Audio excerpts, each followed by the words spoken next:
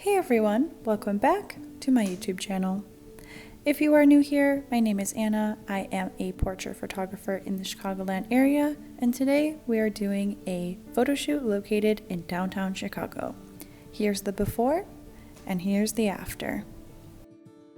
I'm here with my friend Melanie in Millennium Park because we really liked the colors of the leaves that were changing in fall, and not to mention it happened to match her boots and her skirt. So once we took a couple photos, it was time to open up Lightroom and begin editing. This is the image that we're going to be editing today. The settings are very basic, but I want to focus mainly on color picker. This is a feature in Lightroom where you're allowed to pick specific colors in the image and then change the adjustments. So I went ahead and clicked the green and the yellow to make sure that they are under a warmer tone. Since this is a fall photo shoot, I want to make sure that the colors emulate that. From there, we're going to go into selective edits. I have two layers, so one is over Melanie, where that way I can bring up the exposure and continue having her be the focal point. And the second layer is going to be the background, so I can add more blur as well as reducing the exposure. If you want to add more light into this image, what you can go ahead and do, and specifically in her eyes, is zoom in and grab the brush tool. We're going to highlight over that and add some exposure in there. It was a very cloudy day, so what you can do if you want to do it in real time is go ahead and bring an off-camera flash and make sure that there is that extra pop of light into her eyes. Since I didn't have my flash with me, we're just going to continue doing that into Lightroom. And once we're finished all with the Lightroom edits, we're going to go into Photoshop and continue editing. Now that we're in Photoshop, the very first thing that you're going to do is hit Command J to duplicate a new layer. This is going to help you see the before and after, and all you will have to do is just toggle between those two layers.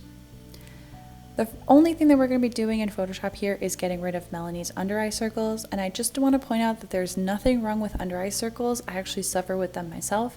I just feel like a quick and easy way to enhance an image is doing something simply like this by removing it or brightening those under eyes. So you're going to go into the toolbar and select the clone stamp tool. You are then going to hit the option key and select the brightest part of Melanie's cheek. You are going to make sure that your flow and your opacity is set to 75 for the bottom half of the bags, only because as you get closer and closer to the eyelids, it's going to look a little too airbrushed if you use a high setting like that. So as I get closer to the eyelid, what I do is I reduce the opacity to 35, and that way I am making sure that it looks a little bit more realistic. Now that we have that all finished, this should be the final result. One thing that I've heard consistently from my clients is that they're afraid that they are unphotogenic, and I personally believe that everyone is photogenic as long as they find the right poses for them. So what I do when I'm out at a shoot is something called fluid modeling, and that is when I tell the client or the model anytime they hear the shutter go off to do something slightly different in their pose. So that will be maybe changing a hand placement going into a pocket or playing with their hair.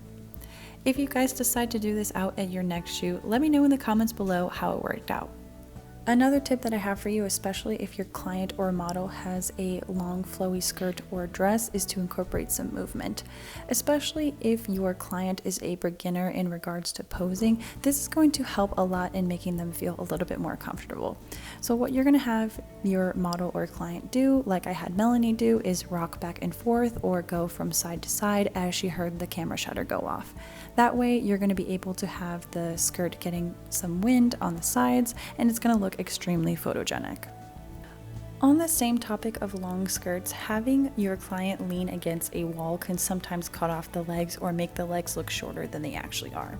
So always try to have some body weight shifted onto one side specifically, so that way you are making sure that you still are giving your client an hourglass figure. But that is the end of this video. If you like this video, don't forget to like, comment, and subscribe, and hit the notification button to get notified every single time I post a new video. If you're interested in more videos just like this, I have a playlist created that will be listed up here as well as in the description box below. But that is all that I have for you guys today. I hope you guys are staying safe, and I'll see you guys in the next video.